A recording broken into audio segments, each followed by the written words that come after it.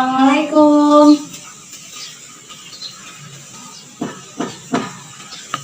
Salam.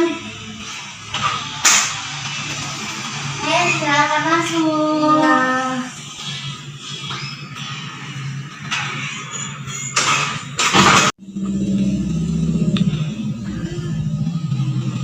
Silakan duduk. Ya, Bu.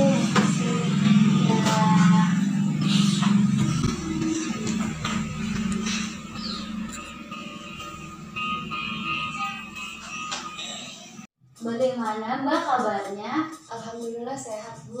Alhamdulillah. Mbak tahu tempat konseling ini dari mana ya? Dari teman saya sih, Bu. Kebetulan teman saya itu pernah berkonseling di sini. Oh, baiklah. Agar kita lebih akrab lagi ya Mbak, alangkah lebih baiknya kita melakukan perkenalan terlebih dahulu.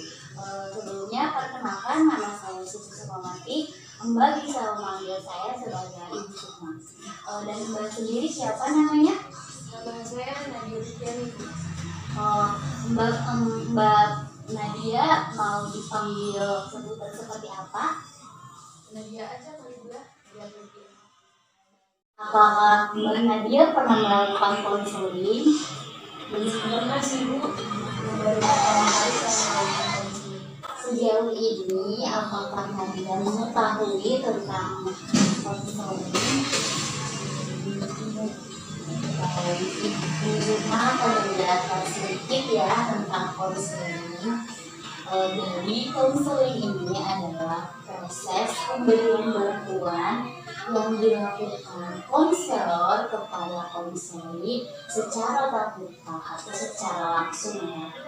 Nah, di sini Ibu Sukma sebagai konselornya dan Nadia sebagai konselingnya ya.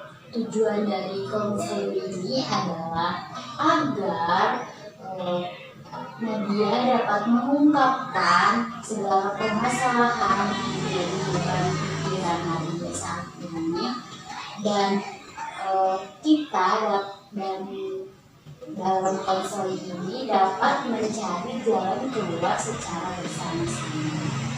Dan dalam proses konseling ini, Ibu sangat berharap sekali bahwa Nadia dapat mengungkapkan segala permasalahan yang ada dalam pikiran Nadia saat ini. Dan Ibu berharap dalam konseling ini Nadia tidak menutup-nutupi tentang masalahnya.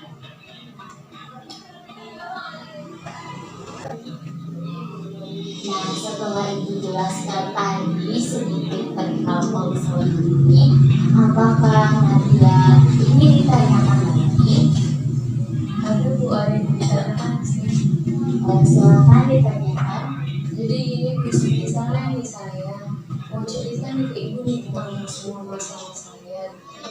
Apakah Ibu bisa merahasiakannya atau gitu? Tentu Nadia di sini, tentu yang Nadia ceritakan pasti Ibu akan rahasiakan, karena di sini dalam proses konseling memiliki asas-asas, termasuk kepada asas rahasia. Jadi sudah pasti yang diungkapkan atau yang dikatakan oleh Nadia kepada Ibu akan terjaga kerahasiaannya, dan Ibu pun tidak boleh menceritakan kepada orang lain, karena jika Ibu menceritakan kepada orang lain tentang masalah yang dalam Nadia, Ibu akan melanggar asas dari konselor itu sendiri. Nah,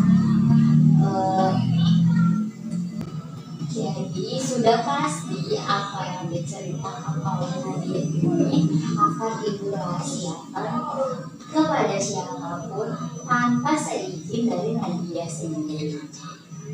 Apakah Nadia bisa memahami yang Ibu sampaikan barusan? Bisa. Baik, jika sudah memahami dan sudah tidak ada pertanyaan lagi, apakah kita bisa memulai konseling ini? Bisa begitu. Baik. Dan sebelum memulai konseling ini ya, ibu akan menyampaikan bahwa ibu hanya bisa menemani Nadia sampai jam 11 siang membaca. Apakah Nadia sepakat?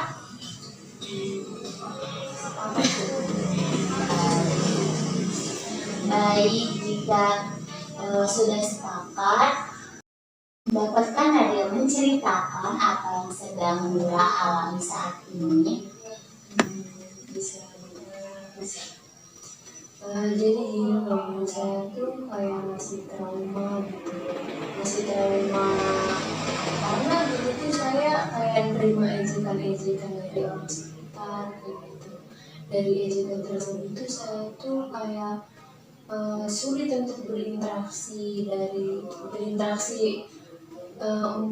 ke semua orang gitu, menurut saya sulit kayak gitu. Dapatkah Nadia menceritakan secara terperinci lagi tentang masalah yang Nadia alami saat ini? Bisa.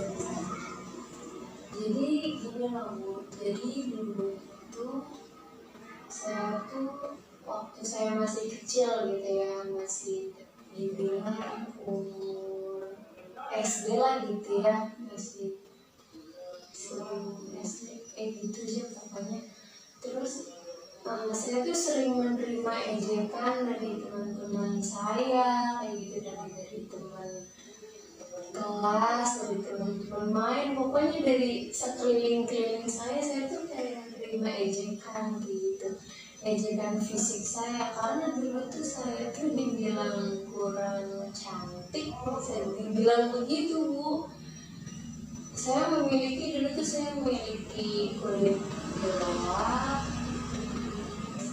dibilang berbeda dari kakak perempuan saya mempunyai kakak perempuan. Bisa dibilang sih dalam keluarga itu saya berbeda begitu, karena itu kayaknya orang-orang tuh kayak menjadikan fisik saya itu lucu begitu. Terus jadi saya tuh merasa kayak gimana ya, jadi kayak merasa kok gini ya kayak gitu. Tapi sebetulnya itu saya belum paham juga sih, kan karena saya tuh masih kecil banget kan dia, masih kecil banget karena saya tuh belum paham gitu.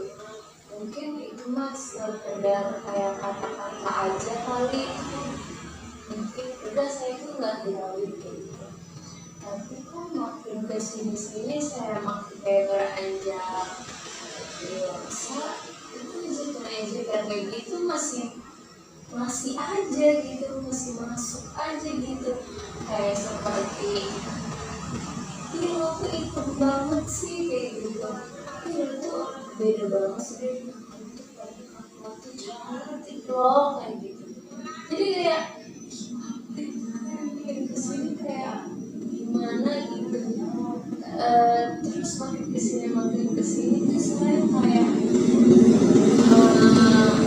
tahu gitu, oh itu tuh kayak seperti bullying gitu kan. Terus saya cari di internet kayak gitu kan dia, saya itu bullying itu kayak nggak baik loh buat fisik saya kayak gitu. Terus saya awalnya sih orang tua saya tuh kayak nggak tahu sih, kayak nggak tahu anak dan papa seperti itu kayak gitu. Terus orang tua saya mungkin saat memperbaiki saya gitu di kamar, aku sih sering nangis kayak gitu. Habis main aku nangis, habis ini aku nangis kayak gitu. Mungkin orang tua saya nanya kali ya ke teman-teman yang nggak ngejek saya gitu. Jadi sengaja tuh sering diginiin loh sama teman-teman kelasnya, sering diginiin loh sama teman yang kayak gitulah kayak gitu. Terus pada suatu hari sih mama saya sama bapak saya gitu ini saya kamar, dia kenapa kayak gitu kok hari-hari itu kayak murung kayak gitu. Terus ya saya namanya juga orangnya namanya saya nggak kuat gitu kalau misalkan sering-seringan gituin kayak gitu. Terus saya cerita sama orang tua saya selama ini saya gituin kayak gitu. Ya mungkin kalau misalkan bapak saya marahin orang yang ngata-ngatain saya mungkin bisa kayak gitu, tapi kan saya nggak enak juga nanti kalau misalkan saya main lagi sama mereka ntarnya saya nyesek gitu loh bahasa kitanya Bu. Udah jadi ya gitu loh Bu. Jadi saya ngomong ke bapak saya, udah apa nggak usah kayak gitu, nggak usah digitu-gituin lah, nantinya makin lebar lagi. Terus ya saya setelah itu bapak saya nasihatin saya, mungkin orang tuanya kan nggak mungkin kayak nggak mau melihat anaknya nangis kayak gitu kan, nggak mungkin melihat anaknya kecewa gara-gara digituin kayak gitu. Mungkin itu juga kan saya anak perempuan, hal yang paling kecewa dan yang tersakiti kan bapak saya gitu, orang tua saya. Karena saya kan suka angkal mereka juga gitu dan mereka juga kan yang paling tersakiti mungkin orang tua saya gitu. Terus ya udah jalannya waktu saya berubah kali ya, saya kayak mungkin saya tuh kayak merasa insecure gitu sama teman-teman saya. Teman-teman saya marah punya warna kulit putih gitu, sedangkan saya hitam, terus mereka cantik-cantik, tahu-tahu perawatan, tapi kok saya kayak merasa aduh kayak merasa jelek gitu loh Bu. Terus juga di situ saya berani diri kayak perawatan, saya membeli produk-produk yang lagi hit sekarang tuh kayak Scarlett gitu kan, kayak merasa udahlah beli coba dulu, tapi ya lumayan sih Bu, ini hasilnya juga kan lumayan kan ya, seperti yang dilihat lah ini lebih penting sih dari kemarin kayak gimana ya, kan saya udah dewasa sekarang, gimana ya dibilang ingat ya ingat gitu, jadinya kayak masalah tuh kayak nggak bisa dihilangin kayak gitu, karena trauma tuh masih sampai sekarang gitu, kayak gimana gitu. Terus juga apa ya, waktu itu kan kayak ngerasa ini orang-orang nih kok kayak gitu, jadinya saya tuh kayak milih teman juga gitu, jadi takut gitu. Waktu saya masuk SMA juga saya kan pendiam banget ya sama teman-teman saya, ngomong kok dia dapat pendiam banget sih kayak gitu, emang dari dulu yang pendiam. Dia mau bilang aja ke mereka tuh kayak pengen sebenarnya tuh pengen kayak mereka gitu yang cemil yang itu karena saya nggak pede dengan fisik saya, karena saya nggak pede dengan takutnya orang-orang ada kok mauan sih temenan sama itu, padahal kan itu gak cantik gitu, kayak hitam kayak gitu loh. Jadi kan merasa kayak gimana gitu. Terus juga dari situ saya tuh kayak kalau apa-apa tuh milih teman kayak gitu, milih temen yang apa ya, milih temen yang menerima saya apa adanya kayak gitu. Kayak gitu lah Bu, karena saya tuh beberapa kali kayak milih teman yang salah gitu, kalau di ini suka kayak awal-awalnya kayak tadi tiba-tiba kan kayak gitu, kayak bahasa kita yang bahasa gaul gitu. Terus kesini ya udahlah, beri teman aja kayak gitu di depan gitu kan. Udah berjalannya waktu yang saya tadi katakan itu susah banget tuh buat beri teman, jadi kisah-kisah ini ya kayak gitu, susah banget buat berinteraksi sama orang. Saya merasakan apa yang Nadia rasakan saat ini. Iya Bu, makanya saya bingung kayak gitu.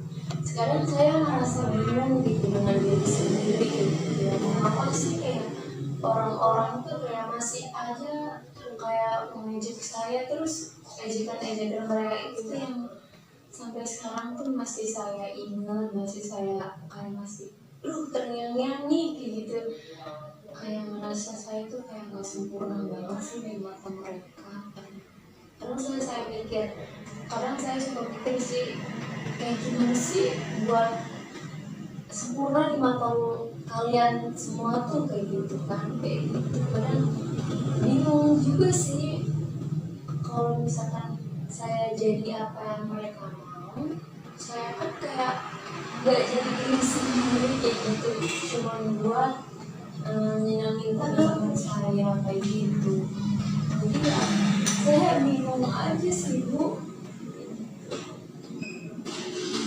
Tampaknya apa yang dilontarkan teman-teman Nadia kepada Nadia sejak kecil membuat Nadia merasa trauma dan sulit akan berinteraksi dengan orang sekitar. Dengan demikian Nadia Benar Bu. Terus juga kayak sangat sakit banget lah gitu, menyakitkan banget bagi saya gitu. Sampai berdampak saya tuh kayak susah banget kayak berinteraksi dengan orang-orang sekitar saya kayak gitu. Karena saya tuh susah banget gitu buat cerita, buat curhat pun saya susah banget gitu orangnya. Mungkin karena dampak dari situ kali Bu ya. Terus juga dengan teman saya sendiri pun gitu, kakak saya pun, orang tua saya pun, saya sulit kalau kayak nggak dipancing, diduluin gitu, saya sulit banget karena ejekan-ejekan mereka itu yang bikin saya down gitu. Terus juga ada sih kejadian yang paling menyakitkan banget dari saya itu waktu saya di kelas SMP. Itu ada, mungkin kalau misalkan di sekolah-sekolah itu ada suatu planning gitu kan. Kalau saya tuh itu orang yang nggak mempunyai geng, boro-boro mau punya geng gitu ya. Teman pun saya sedikit sebenarnya gitu. Itu waktu itu teman saya kan punya teman dia 1-2 orang kan bisa kayak itu sih teman saya. Itu waktu itu gimana ya, saya nyeritainnya kadang suka sedih aja gitu. Pokoknya kejadian waktu SMP itu sih yang paling menyakitkan, sampai saya dibully satu angkatan gitu loh. Bully itu yang membuat saya kayak menutup diri kayak gitu. Saya takut kalau misalkan saya nggak diterima sama teman saya, jadi saya takut aja gitu. Padahal saya berusaha baik sama teman-teman saya gitu. Itu sih, tapi alhamdulillahnya itu saya punya satu teman sih, dia yang selalu support saya kayak gitu. Kalau misalkan ada organisasi, ini lo harus ikut, lomba ini lo harus ikut kayak gitu. Tapi saya takut kalau saya membagi lagi yang tadi gitu, saya takut boro-boro mau ikut kayak gitu-gituan. Saya pun kalau misalkan teman itu kayak gimana ya,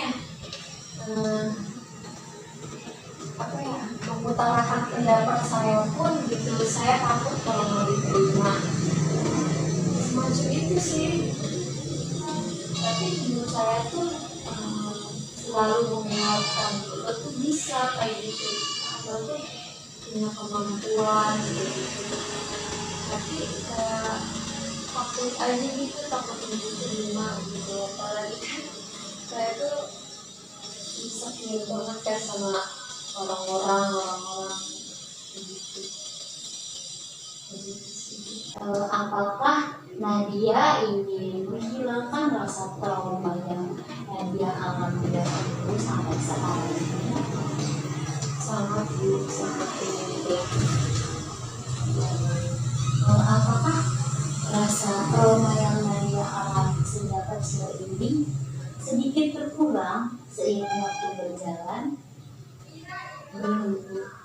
Baik, jadi gini ya Nadia, setiap orang pasti memiliki masalahnya masing-masing, terutama Nadia yang memiliki masalah tentang Nadia merasakan omongan ejekan dari orang lain itu sejak Nadia masih kecil, dan Nadia merasa bahwa kenapa harus Nadia yang merasakan hal ini, kenapa Nadia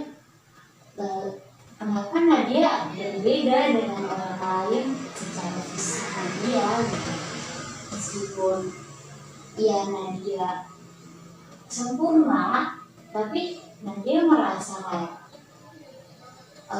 orang lain kok menganggap Nadia kayak gini ya gitu. Jadi Nadia beranggapan bahwa kok Nadia yang ngalamin ini gitu, kenapa gak orang lain aja gitu. Kenapa orang lain gak berpikir bahwa dengan ucapan mereka itu sangat menyakitkan buat Nadia. Dan Nadia sangat trauma akan hal itu, karena Nadia berpikir bahwa ya ucapan yang dilontarkan teman-teman Nadia itu sangat membekas di hati Nadia, sehingga Nadia sulit akan berinteraksi dengan orang lain dan menerima orang baru di dalam kehidupan Nadia, karena Nadia takut untuk memulai dan takut banget tentang orang berpikir hal buruk kepada Nadia. Akan tetapi Nadia harus ingat bahwa tidak semua orang bersikap seperti halnya teman-teman Nadia dulu, karena setiap orang berbeda dan setiap orang berbeda pandangan dan berbeda pendapat. Nadia tidak boleh mensamaratakan semua orang bahwa semua orang kepada Nadia, dan membuat Nadia itu sangat sulit untuk berinteraksi dengan orang lain, karena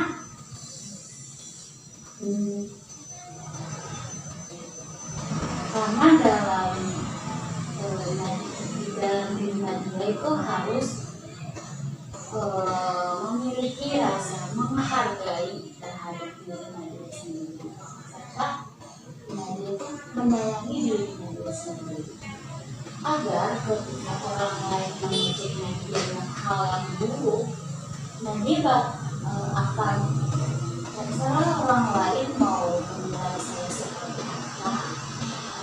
Ini ya inilah diri saya, inilah saya, dan mereka nggak tahu apa yang saya rasakan.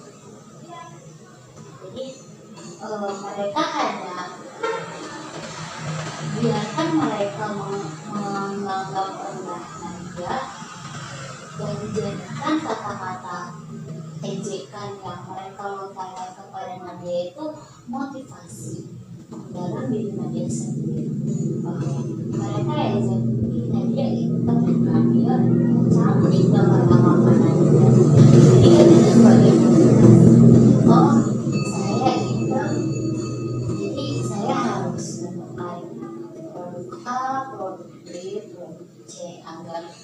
saya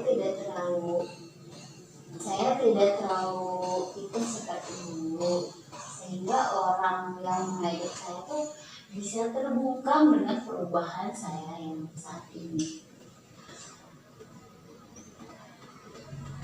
Jadi Nadia harus mencoba untuk menghargai diri Nadia sendiri dan dapat memfilter omongan mana yang harus Nadia ambil dan omongan mana dari orang lain yang Nadia buang gitu aja gitu tanpa memasukkan ke dalam perasaan Nadia, agar nantinya Nadia tidak mengalami sakit hati yang mendalam dari omongan orang terhadap Nadia ini. Tetapi semua keputusan ada di tangan Nadia ya. Mau Nadia ini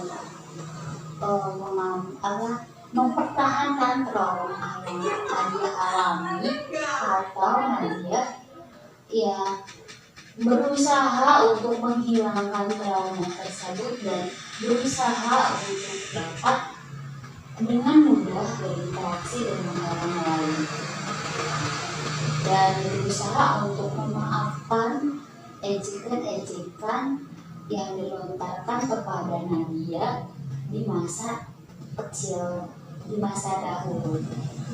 Jadi begitu ya Nadia. Iya Bu. Baik, apakah Nadia ingin menyampaikan sesuatu kepada Ibu atau ada lagi yang Nadia ingin tanyakan kepada Ibu? Tidak ada. Itulah, jika belum ada yang ingin disampaikan oleh Nadia, dapat kita simpulkan ya dari pembicaraan kita beberapa waktu belakang, agar pembicaraan kita semakin jelas. Nah, dalam diskusi yang kita lakukan sejak tadi ini sudah sampai terhadap dua hal. Yang pertama, Nadia ini ingin menghilangkan rasa trauma yang Nadia alami sejak dulu sampai sekarang. Dan yang kedua, agar Nadia ini dapat berinteraksi dengan orang lain tanpa adanya rasa takut untuk memulai dan takut akan omongan negatif tentang Nadia.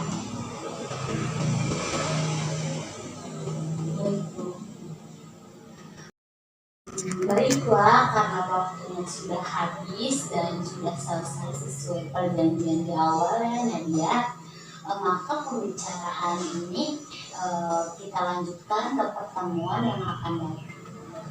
Baik Bu. Jika boleh tahu gimana nih perasaan Nadia setelah melakukan konseling ini? Rasanya lega karena sudah menceritakan semua permasalahan yang saya alami. Alhamdulillah kalau sudah merasa lega. Baiklah, saya ucapkan terima kasih kepada Nadia yang sudah datang ke tempat ini dan sudah ada niatan untuk menyelesaikan masalah yang Nadia alami. Semoga dalam konseling ini dapat menemukan solusi dari permasalahan tersebut. Baik Bu, terima kasih kembali ya Bu. Ya.